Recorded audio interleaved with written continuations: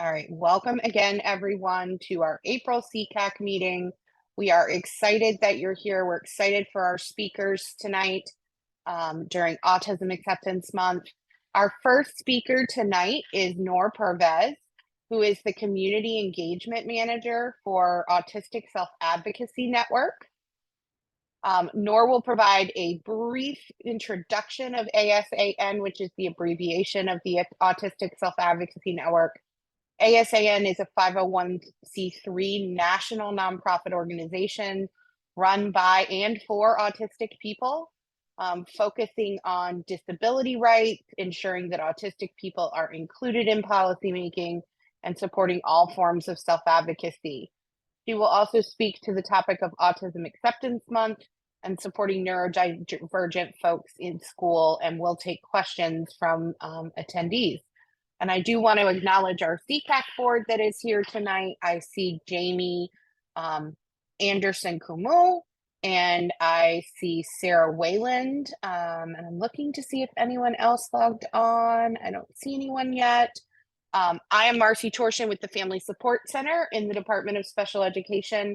And my colleagues here tonight are Yvette Young, who is a social worker in our Family Support Center, as well as Angela Salmaron, who is our bilingual parent liaison. So with that, I'm going to stop sharing and I'm going to turn it over to Noor. Thank you so much. Alrighty, let me go ahead and swap this over. Hooray. Oh, wow. The new Zoom format looks a lot better. Hi. Welcome, everyone. I am really excited to be here. Sorry if it seems like I'm pausing every so often. I'm trying to slow myself down a little bit because naturally I tend to speak really, really quickly. And I know that's not great for interpretation in general. I have to do this during meetings where we have ASL interpreters as well. So it takes me a second to kind of adjust. So, hi, welcome. So as a quick kind of introduction, and as we kind of started out with, hi, I'm Noor. I use he and him pronouns. I am the community engagement manager over at ASAN, and the ASAN for folks who are either newer or who might not have had a chance to tune in for our presentation last year, right, is a policy org by and for the autistic community, and is also designed to be a source of support for people who want to be allies and kind of work alongside us for advancing the disability rights movement and the rights of autistic people. ASN, or the Autistic Self-Advocacy Network's motto, is nothing about us without us, which talks about basically the idea that we're led from the ground up. We are part of the community that we support, and as a result, we are inherently accountable to and very much coming back to the values of the community that we are coming from. Some of the work that we do includes public policy advocacy, education, community building, leadership training. All of those are really big words in terms of just being super broad and non-specific. So I'm going to break that down into what we actually do for each of them. So public policy advocacy. What we mean by that is basically doing work around legal issues that impact autistic people's rights in society. So those are things like protections around healthcare, protections around designating autistic people as a medically underserved population, which is something that there's been some progress on this year.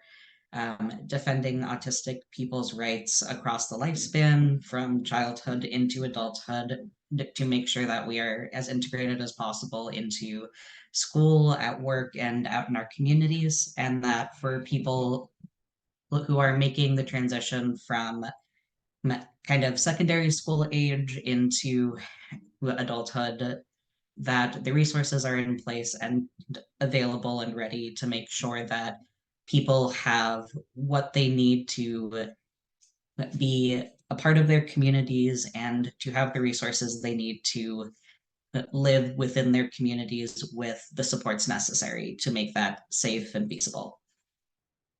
Um, so like in terms of all of those policy issues, stuff we do with that is so we have action alerts that are aimed at specific pieces of legislation as they come up that are around those issues to help people in our community understand what's actually in those bills and to help understand what our position on it might be um, as an organization, and to provide tools and scripts so that people have an idea how to talk to their elected officials if they want to do so. Um, we also make what are called policy toolkits in plain language and easy read. Plain language basically means that the writing is meant to be clear and easy to understand for everybody.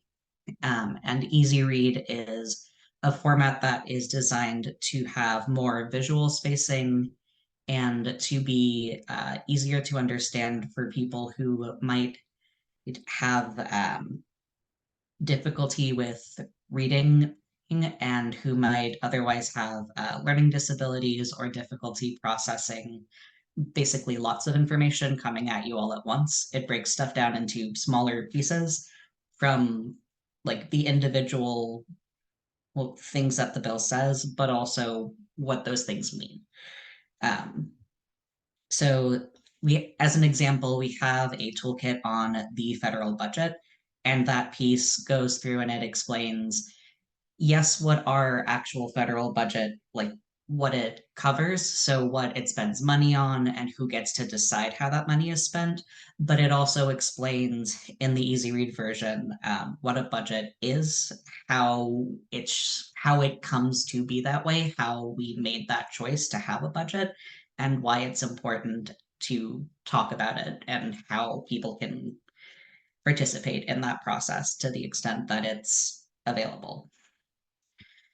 That also kind of transitions nicely into education, which some of that is doing presentations and speaking with community members.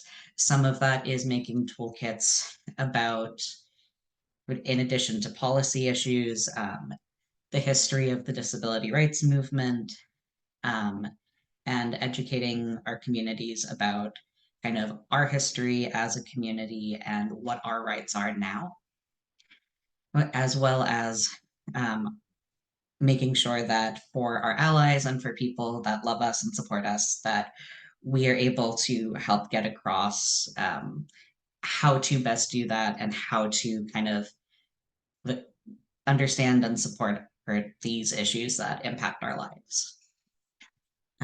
Community building kind of ties nicely into that, in that those toolkits also are part of what we have, which is a larger autistic mini press. Mini press here basically just means a smaller independent publishing branch that has books or novels that are just kind of documenting autistic history. We have a few things under that heading. And our leadership training, which is a 1 week long seminar that we hold every year for college students. And we use the term college here pretty loosely, just to mean anyone who is in a post-secondary after high school kind of transition program. So that covers community college, trade schools, TPSIDs, TPSIDs, which are aimed at students with intellectual disabilities, and any sort of post-secondary program that's aimed at kind of helping folks make the transition from kind of the end of being in K through 12 out into kind of the quote unquote adult or young adult working world. We do that online and have for the past couple of years due to the pandemic. Before then, we would bring folks out to DC and we would do so in person. But we cover the same material now as we did then. And it's been great to just kind of watch people who might not otherwise have known about the program sort of learn about it as that's gone online. All right, so transitioning from that, so Autism Acceptance Month. This is usually where I will have to kind of break into why it's important to recognize that autistic people talk about autism, the concept, but I think we kind of understand that in this room, right? That autistic people are the experts on our own experiences and that we are the best people to speak on what's kind of there. When I say when I want to kind of talk about this to people who already have that inherent understanding, I think kind of the 201 version of this, the advanced version of this conversation, is that Autism Acceptance Month and these conversations are important because it's a chance to give autistic people who are frequently kind of left out of the conversation. So, particularly people who might be diagnosed later in life, people who are people of color, women, trans of various sorts, or otherwise multiply marginalized. This is kind of a time when people are already taking that first step of looking at the autistic community. So that first barrier is kind of down. People are a little bit more likely to listen to us. So that's really the time when we can kind of go, hey, look, there's a whole lot of us that look a whole lot of different ways, and we have lots of different issues, all of which matter. So, autism acceptance is really a chance to uplift all sorts of autistic voices and to make sure that the people who are learning about us and learning about our community can really have a chance to kind of get the full breadth and understanding of all of these different parts of what is one big unified community that's really more than just any one thing. And when we talk about that, it's also a chance to kind of highlight the fact that autism is under the disability umbrella, and that disability is the term, a thing we can use and not a negative thing, and to kind of highlight that it's part of our history as a group of people, a culture, and a movement, and that disability itself is a part of who we are and the human experience and a group that we belong to. I think that this is especially important when kind of navigating this and talking about kids because it's really, really common for kind of the conversations that people see during this month to be about trying to kind of navigate autism as this big, broad kind of concept or a thing to be fought or pushed back against rather than something that is like a part of us, like that there are actual people that are living our lives and are here every day for it. And particularly, I find that people will sometimes forget to kind of consider that when autistic kids become autistic adults, we can hear you. Like, we can hear the conversations being had about us, and we can hear how much of that conversation gets focused on kind of the medical half and how little of it is about the fact that we're here. So when I highlight that this is part of like a broader disability cultural movement, that's part of what I mean, basically, that we're here the whole time and that while we're here, we're living. We are making art and books and movies. We are going to work, we're going to school, to church and mosque and temple, and we are participating in our communities. So, in recognizing and thinking about how we talk about autism, that's part of it, I think, is highlighting the fact that it's kind of a legacy. Yes, and our children hear their parents talking too. That's very accurate. Yep, and under that same umbrella, I'm sure that this is fairly basic given the audience here, but But it's also a chance to talk about neurodiversity as kind of a neutral state. Neurodiversity here basically meaning all brains exist, all brains do stuff that we like and stuff we don't like, regardless of whether you're autistic, ADHD, have a mental health disability, or something else, just by virtue of being a brain, right? Your brain is going to do stuff you like, stuff you don't like. It'll make life easier and harder, and that's fine. That's just a fact of being human, regardless of your neurochemistry. Um, so while pointing at the broad history of the movement, it's also a chance to kind of normalize this idea that everyone's got a brain, it all does stuff that you like and don't, and that's fine. And that matters because, and this is something that I always want to bring up during these presentations, all means all. What do I mean when I say that? So, sorry, slowing myself down. I hear myself picking up speed again. What I mean when I say that is that there's very often kind of this thought process when we look at autistic people that there's often this idea that autistic people are either very basically how close we are to the idea of normal that people have about us. Oh, well, you don't need a lot of help versus you need a lot of help. And the thing is, that's not a great way to think about it because support needs are something that everyone's got and people have different layers of them. People might have some that you don't expect, but it's not something that's unique, right? Like everyone has the needs to, for example, eat and have shelter and go outside and see your friends sometimes, right? It's basically just that some people's support needs to go and eat food might be to have access to takeout, but someone else's might be that they need a caretaker or specialized equipment or someone else to help make that need get met.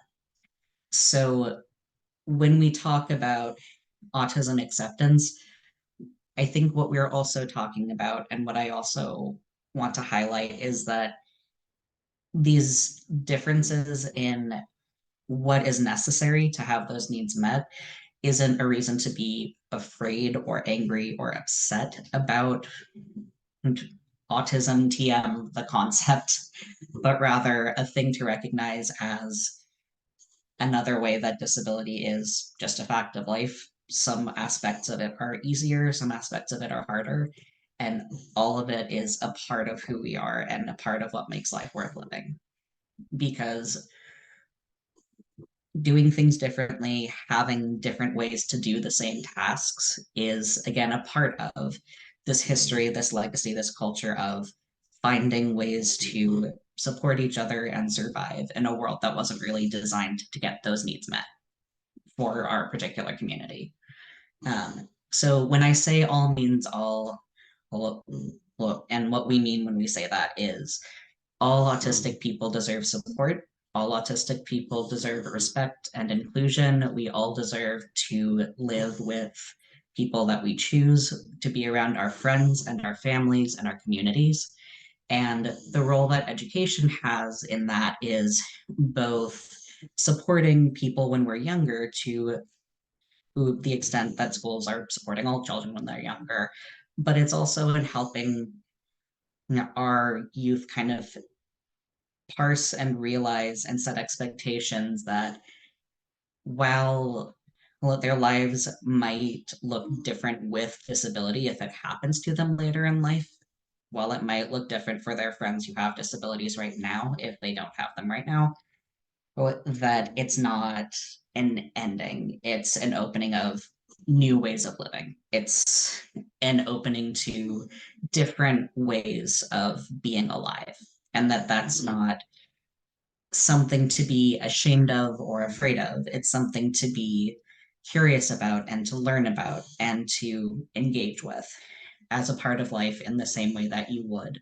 learning about different religions, cultures, backgrounds, identities, because it's a part of our world and it's a part of the ways that we engage with it.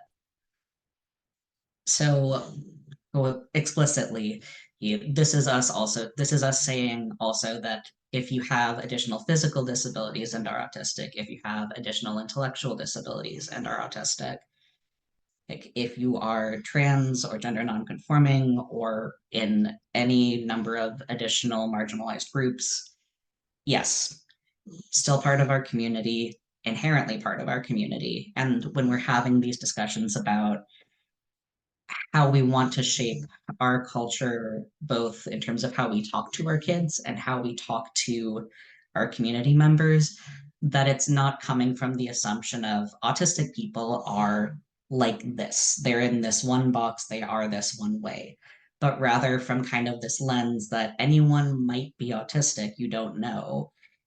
But when you know how to interact with autistic people and how to make accommodations and recognize sensory overload, for example, that you can take those skill sets and understandings and apply them to this broad variety of people, all of whom are autistic.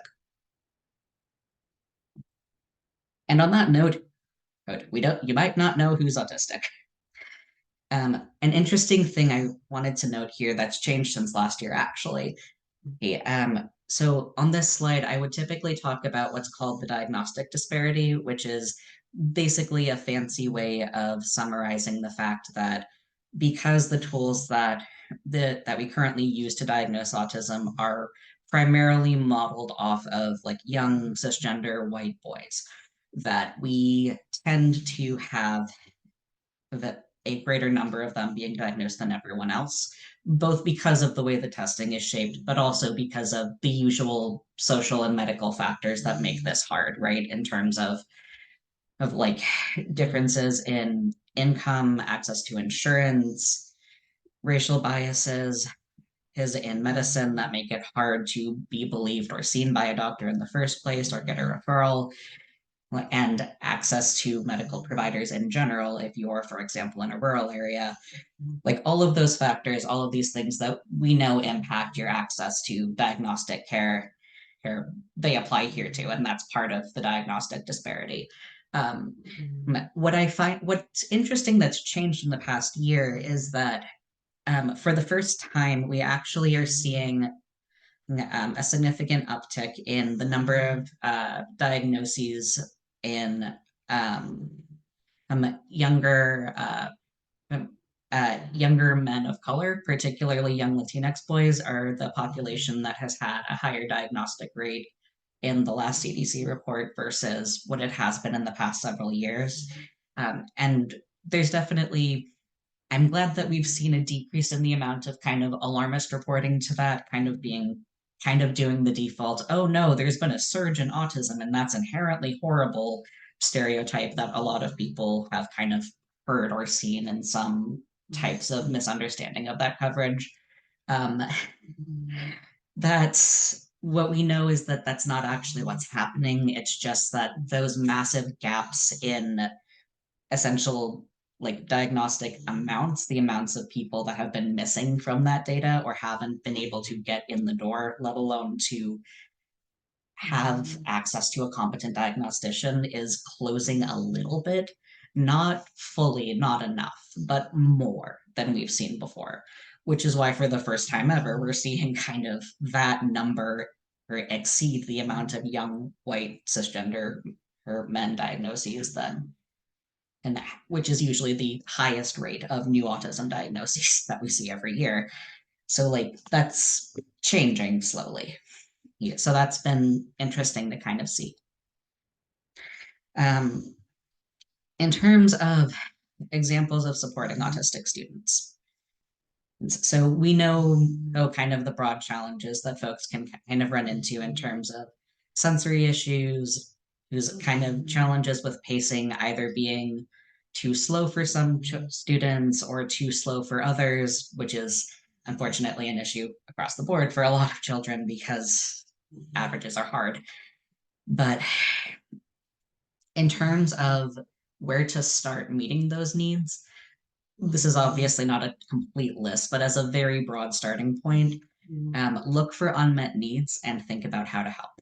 Um, so access to communication is a big one. AAC, or alternative and augmentative communication, is a big one that folks are starting to kind of get more information on over the past 5, 10 years or so. There's been a lot of new research.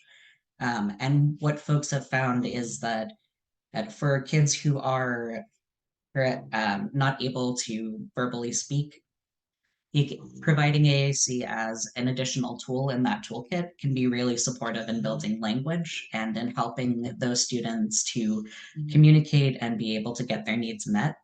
AAC use pretty consistently in research has not shown a tendency to like turn off the part of the brain that is making verbal language, but rather to either not impact it or to support it. So it doesn't, basically, to reassure the common fear that I hear when I talk about this, it's not less likely to make your kid speak if your kid is going to speak. In either case, it's a tool to make sure that their voice is being heard, including if physically their mouth isn't communicating with their brain in the way that is standard. On that note, understimulation. And if someone's bored, they might want additional stimuli or challenges, fidgets, rocking seats, that sort of thing. Overstimulation is the other direction. So if there's too much noise or too much light, that's where aids like sunglasses, gels to cover fluorescent lighting, noise cancelers, and earplugs can come in. And of course, unfortunately, in the same way that students who aren't autistic do, there can sometimes be problems at home. I mention this mostly because frequently when you've got someone in front of you who you've kind of been introduced from the beginning as this is an autistic student, that can kind of overshadow a lot of the other things about them. So it's important to still think through and talk about, for example, hey, is this kid hungry? Have they had enough food? Is everything safe and all right at home? Is there a roof over their head? And do they understand what disability resources are available or accessible to them through the district, including if they might not have access to more traditional resources through whatever they currently have. All right, we're getting close to the question section, I promise. So the biggest thing that I can give, the biggest tool that I can give you to kind of like orient working with autistic students is presuming competence, which basically is the idea that that even in a case where you might have a student who doesn't communicate traditionally, for example, or who you might have a hard time kind of getting on the same page as for various reasons, it's best to assume that they are capable of understanding, that they are capable of learning, and that they are capable of making choices that align with what's important to them. Basically, assuming that regardless of their disabilities or other things that are going on, that that kid isn't just doing something for no reason, that they have something that they're trying to do, a goal they're trying to meet. And the last thing before questions, so I have 2 quotes from folks who are disabled who are first someone who has a PhD in education but is not a teacher because for complicated reasons the state of New York was not willing to let someone get a teaching license who was not capable of weight bearing standing, and an educator from a university over in California, both of whom are neurodivergent. And so first, Carol Leibowitz, it's who has the PhD. He talks about the fact that ADHD and autism doesn't always look like what you think. Students with physical or other disabilities can have autism or ADHD. Students who do well academically can have autism or ADHD, and to be aware of your own biases as an educator. Just because a student gets good grades doesn't necessarily mean they're not struggling. And Merrick Sedgwick, who is a PhD candidate in learning sciences at the University of Illinois and is currently TAing and in process of getting his certificate. in my own research, I found that autistic people with diagnoses of intellectual disability can be highly successful learning out in their communities all day, every day, as long as the curriculum is designed around the sensory needs and interests of the students. So just to kind of get a sampling of additional voices that aren't mine. All right, and I'm going to stop screen sharing and open it up for questions.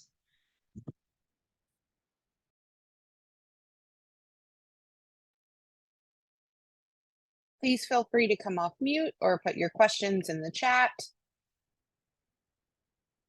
I do see a question from Sarah. You can see the questions, Nor?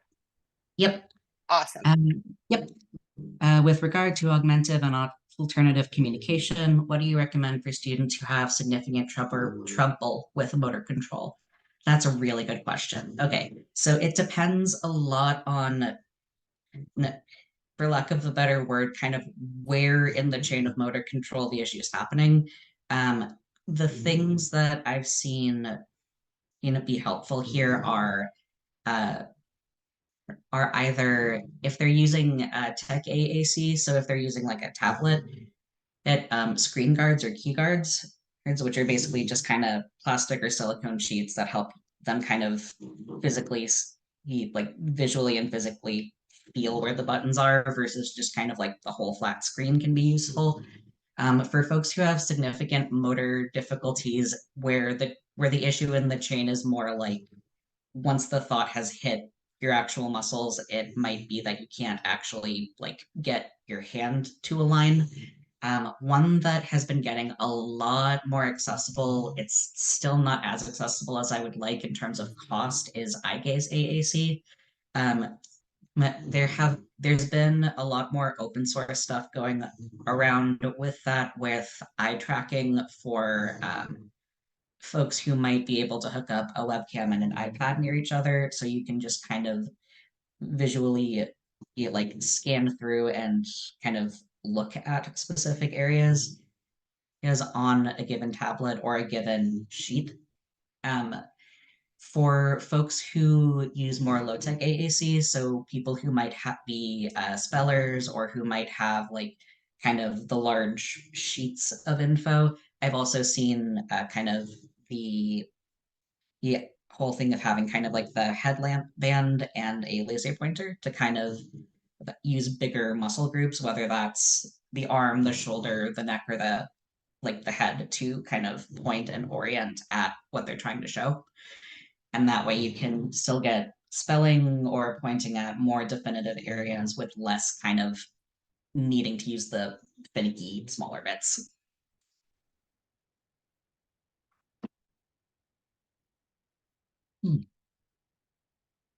Oh, cool. The fluorescent light piece is interesting. My son has always turned lights off at home. He's in college now. How can I best help him in his dorm room, especially when they place a friend in the room who doesn't have the same needs? Sure. So this is one that can get a little bit complicated, but a couple of different options might be setting up either like dimmers or smart light bulbs, which can kind of give you the ability to set a range on how bright the light is. Some of them will also let you choose different color gradients, so that can make it a little bit less harsh.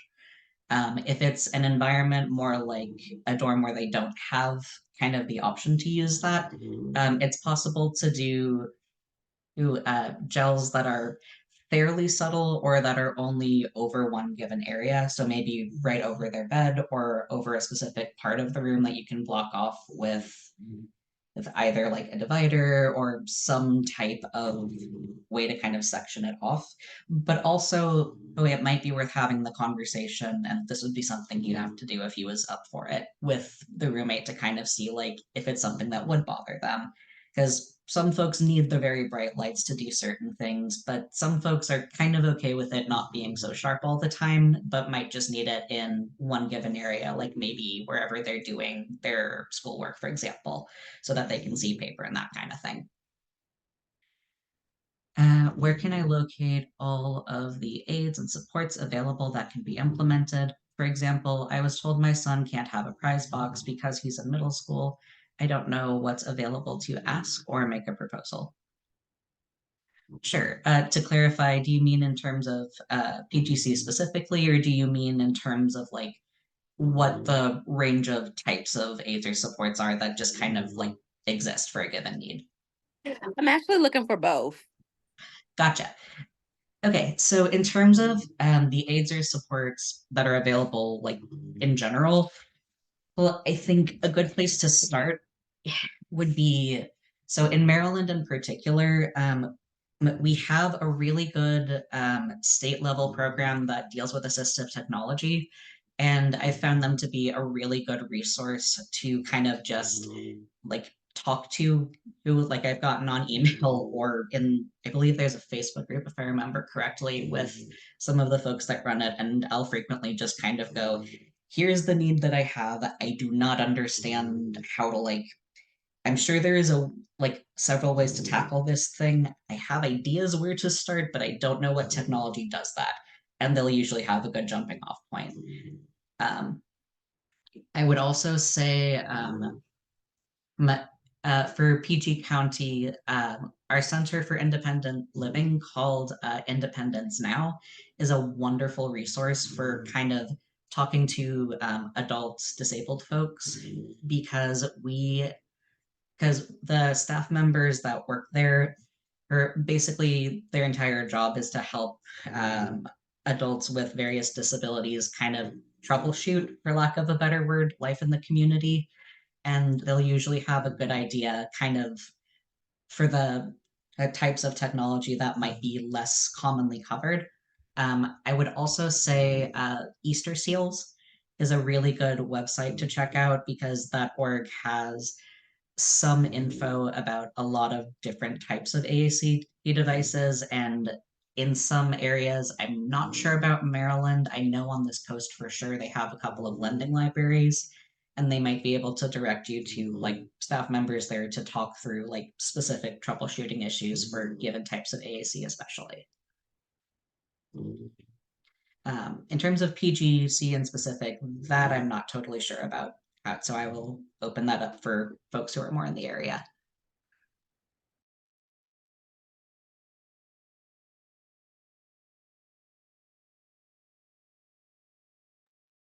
Yeah, absolutely. Jamila says, given my concerns about my 6-year-old son possibly being autistic, what steps can I take to support him while awaiting a diagnosis? I noticed that he has developed a stutter and he seems to experience anxiety when he struggles to speak fluently. How can I best support him with his stuttering and manage his anxiety, especially considering my concerns about possible autism? Yeah, this is one I'm familiar with actually. I had a stutter as a kid and I still have a stutter when I speak Spanish. So it's a thing. Autistic kids become autistic adults. So the thing I would start with there is in terms of supporting your kid right now, I would say meeting them where they're at and talking through what they're feeling in the moment and providing reassurance is a good place to start because frequently both speaking from personal experience and also from having very snoring dog sorry from having other friends who have like various types of disabilities that sometimes kind of impact their flow of speech. Frequently the anxiety is that people are going to kind of be annoyed or that they won't want to pay attention or that will be impatient and not willing to stop and listen and process and wait and understand because frequently it's just kind of the fear that we're going to be ignored almost. And so tackling that anxiety, I think, is a multi-factored approach there. That's definitely something where like talking with guidance counselor, mental health support is absolutely something that, if it's possible, is definitely helpful. Well, in terms of navigating kind of the day to day, I would say reading up on resources from the autistic community, especially from autistic adults about kind of our experiences growing up, can kind of provide a little bit of a window into kind of that general realm. Um, One resource that I will usually start folks with, especially when it's kind of like not totally sure if folks are in the autistic community or not yet, is autismacceptance.com, which is an all online free to use and read version of our book Welcome to the Autistic Community. And that is a resource aimed at everybody, but has like a unique focus on folks who are either in the process of self-diagnosis for autism or who might be trying to kind of figure out if they feel like they're in that realm or if that's a process they want to go through professionally in terms of diagnosis. And it's kind of an overview or a starting point. All right, Nora, as much as we love this discussion, we do have one additional speaker with us tonight.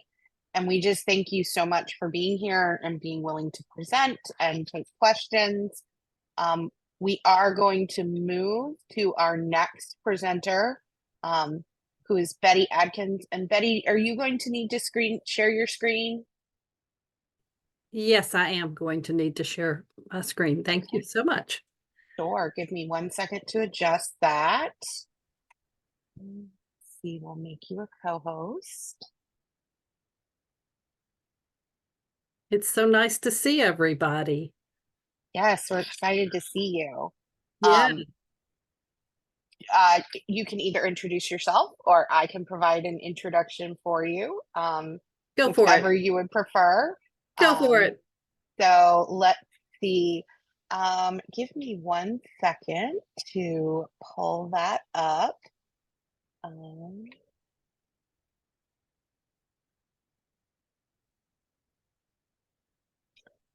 So we are excited to welcome back Betty Adkins. Some of you who have been with PGCPS for a while will recognize the name and face. She has been a certified relationship development intervention consultant, also known as RDI, for 13 years. And she's a special educator with over 37 years of experience. She worked with children on the autism spectrum disorders and their families in Washington, D.C. for the past 30 years. She holds degrees from Louisiana State University, Northern Louisiana University, as well as a graduate certificate in autism from Johns Hopkins. She designed and implemented instructional programs for students with autism, developed parent support programs, and piloted the RDI Certified Educator Program in PGCPS.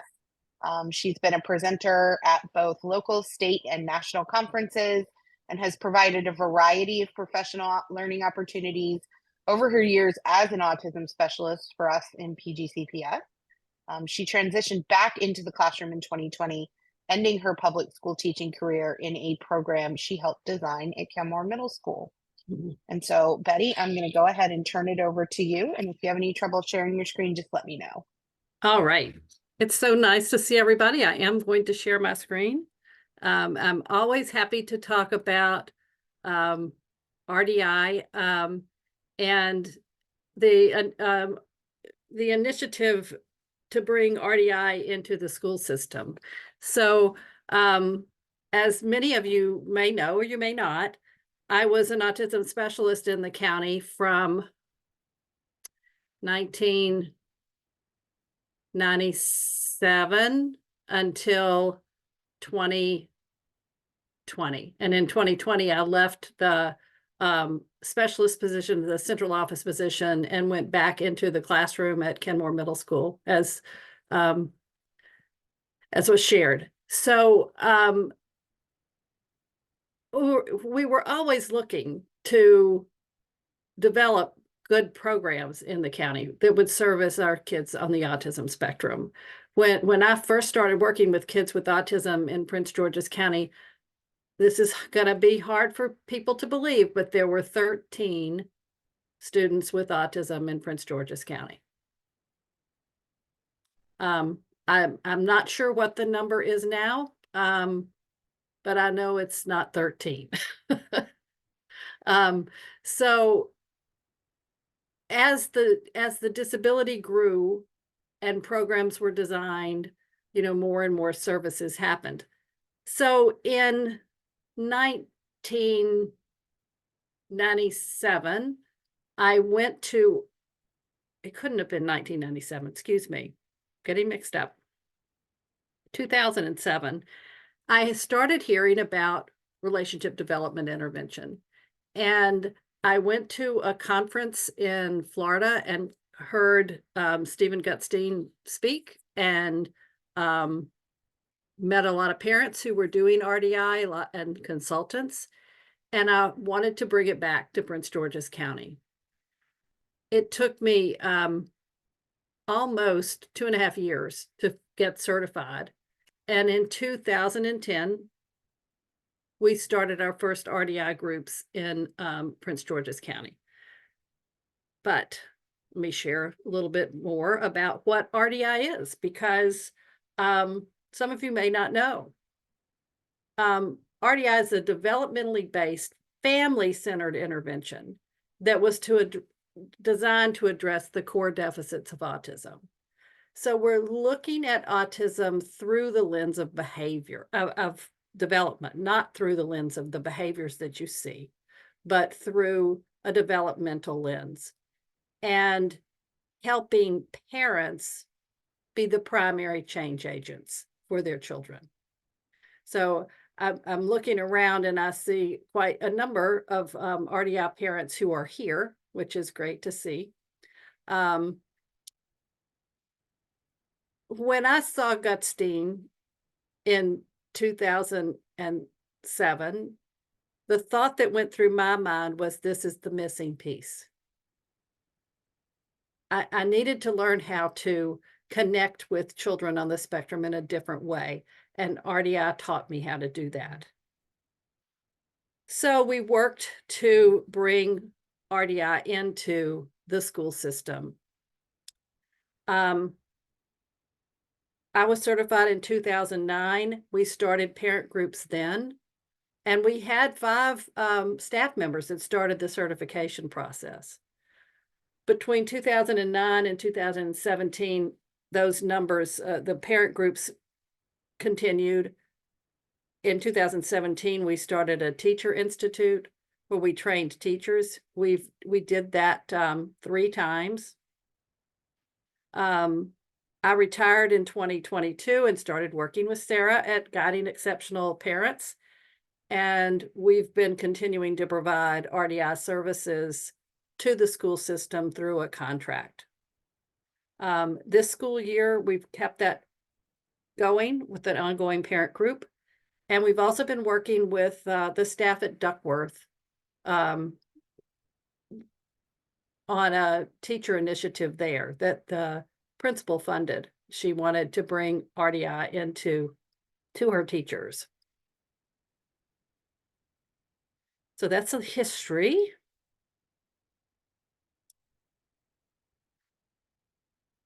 One of our major goals in RDI is to get children back as much as possible on the developmental pathway. So we really want them to become independent thinkers.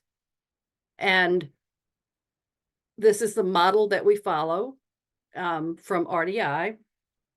We start in the beginning with the parents, helping them to address their own needs, their support systems, what they need in place. We really look at children individually and the parents and what they need, really helping the families come out of crisis so that they can address the needs of their children. We then move into building the students' motivation to engage with us, because if you're not engaging with me, I can't guide you. So we want to create experiences of shared enjoyment and joint engagement, moving on into growth seeking, and then the development of dynamic intelligence. What we want is our students to end up learning how to be self-guides. In the process, we're helping our parents to become self-guides. So you should get to the place where you pretty much know where to go next with your child, because you know how to guide them. And once you know how to guide them, you can take them as far as they're able to go once you know that guiding piece. So I'm going to share Jay's story. I've shared this before at some SECAC meetings. It's been a while. Jay was a student at Seabrook Elementary School when I started working with his family. He was in Prince George's County until he started high school. They moved out of county when he went into high school. But his parents do a good job of explaining what RDI is. So let's see here.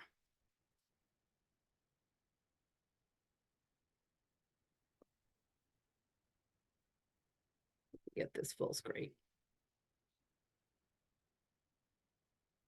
You know what? I didn't tell it I was going to share video. Hang on 1 second. So Alicia, our initiative in Prince George's County is working mostly with parents. It is a parent-led therapy. We do, however, train teachers as well. So hopefully that answered your question.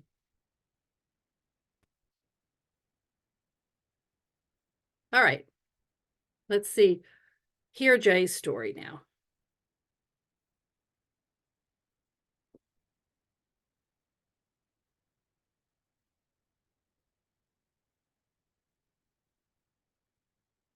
I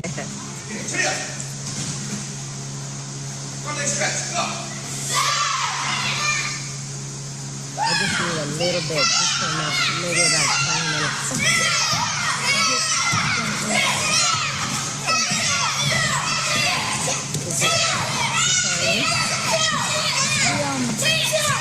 It's not hitting that line when it goes that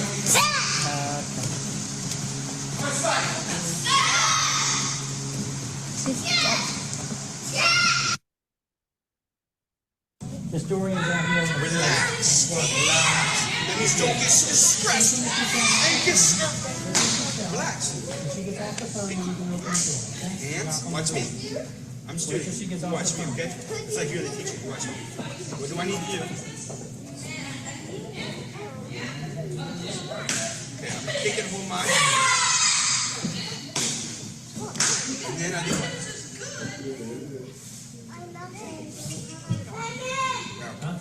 Make sure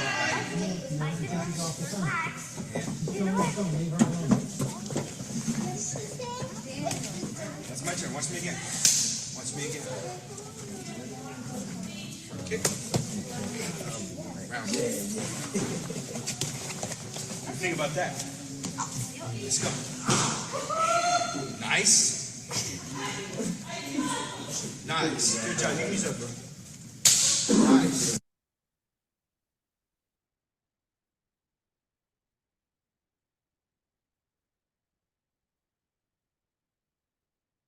I use it, but physically we got hurt a lot before. Oh, emotionally. Some examples of You know, I mean, some of the challenges that we've already overcome with our with what we had before, we were getting unintentionally, basically being beaten. Yeah. You know, to get things done. Being bled. I mean, we would bleed. And then the emotional component of that is what you wanted was somebody that you loved to love you back, and it wasn't there. You know, a lot of it wasn't there, and we live a totally different life now, and that's because of RDI. Because every other professional or anything else we've ever done, they did the work, and they couldn't transfer what they did to you for you to do the work. in the trash can. Good job. It's a basket.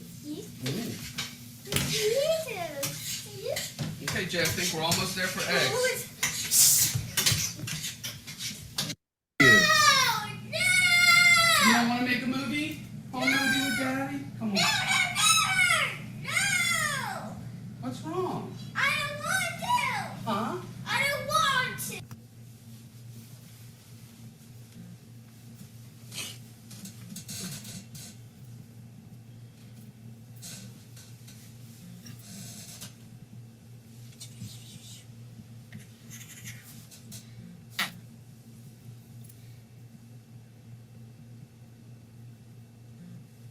Okay.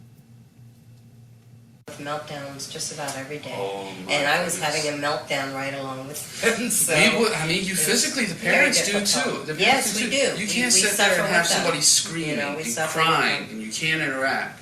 Right. And And all I could say is, Jay, what's wrong? What's wrong? But you there's, don't get any he's of that not able to interaction. tell me what's And your wrong. heart's breaking every single second, and you can't fix it. And this goes on for like hours.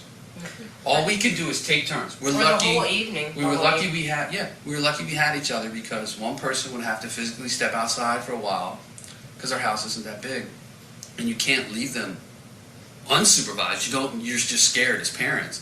So one parent's here, basically watching, trying to interact. You can't. Maybe you stand back for 10 minutes and just wait, and that's all you can do. Or I and you can remember him just coming home and locking himself in his room for. Should I cut? Should I cut this part out? You should do it this side. On what side? This one I do. Well, we have to cut it out first. We have to Yeah, cut it cut out out. first. Okay, which one am I cutting out? This previous red pancake. Oh.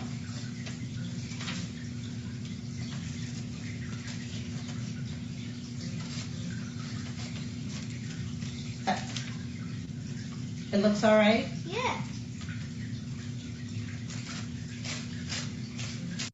I mean, we can do it. I know. Yeah. Huh? Ours. I know. I think he really likes it in the tank. He's fat and little pudgy. He has a big hole. Well, that's his cover. See, when he winds back up into that shell, that's that cover piece you see, that circle, that And dark change circle. the shell slug. Huh? Slug, we change your shells. Look at my yellow fish. That yellow fish is Star. Star? My yellow fish. Oh. None.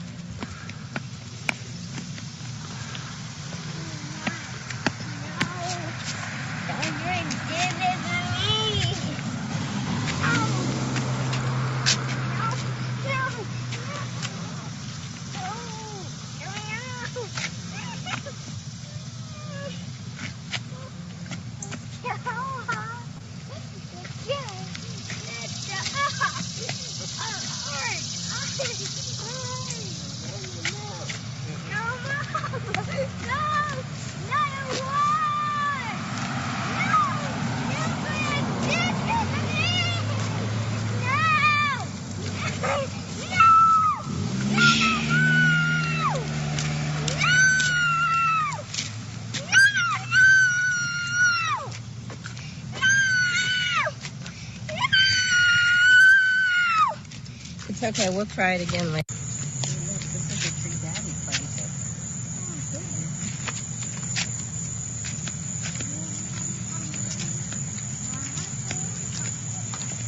Okay.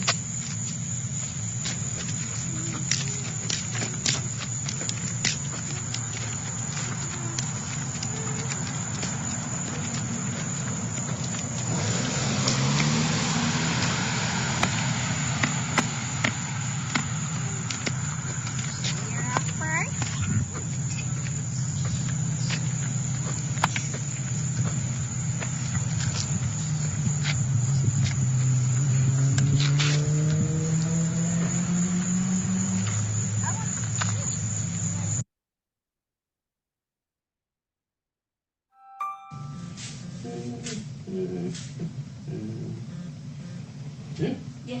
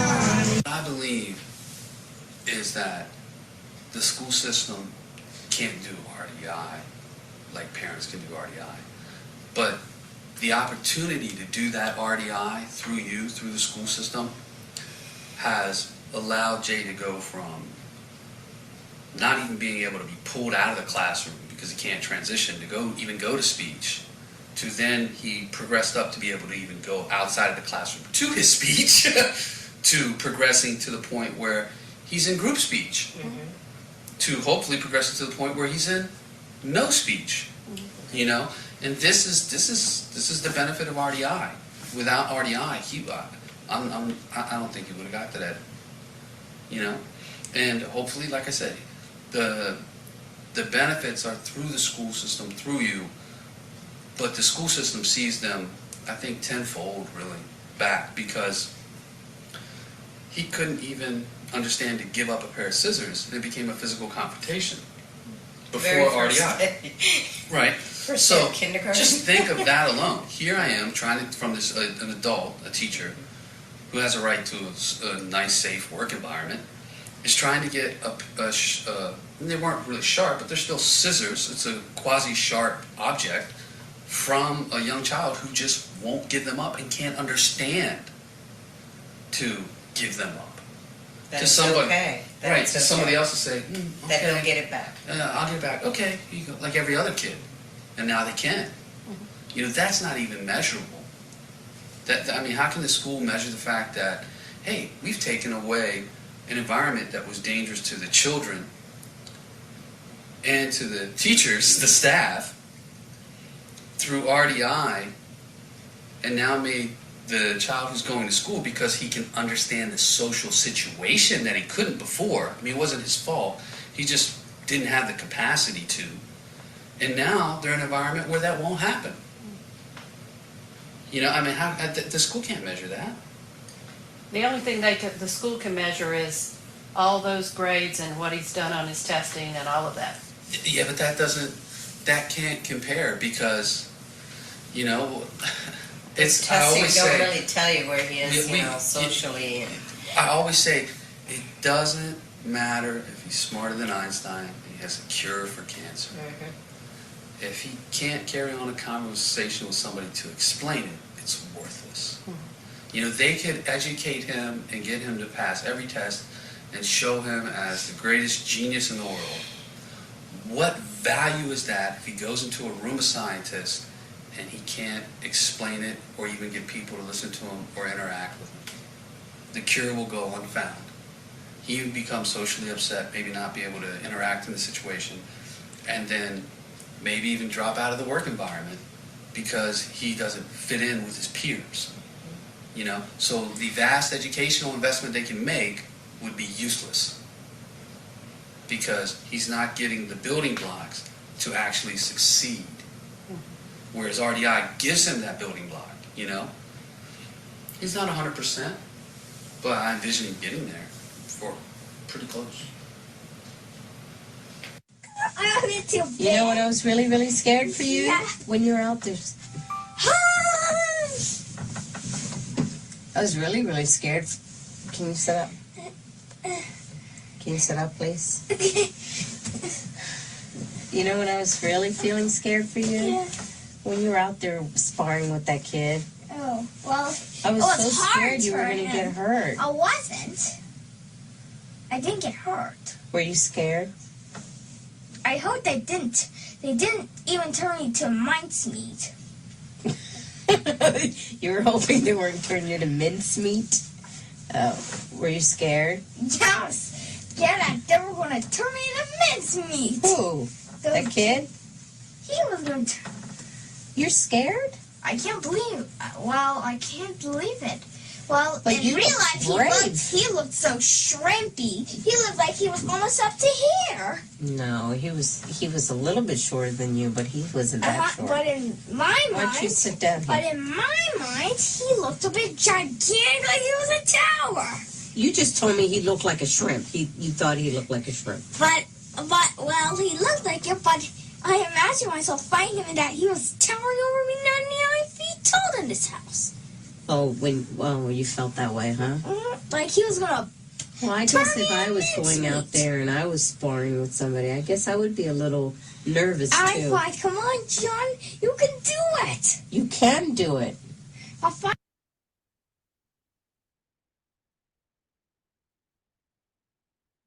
Okay, let me stop this. That video is kind of old.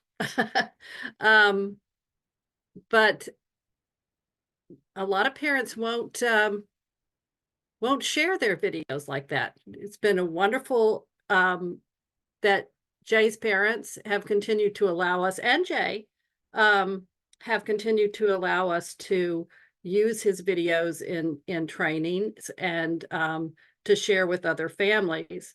I'm not going to show the next part of the clip because there are a lot of questions and I'd rather answer the questions. But I want you to know Jay is attending the University of Maryland now. He went to Anne Arundel Community College. He has 3 associate's degrees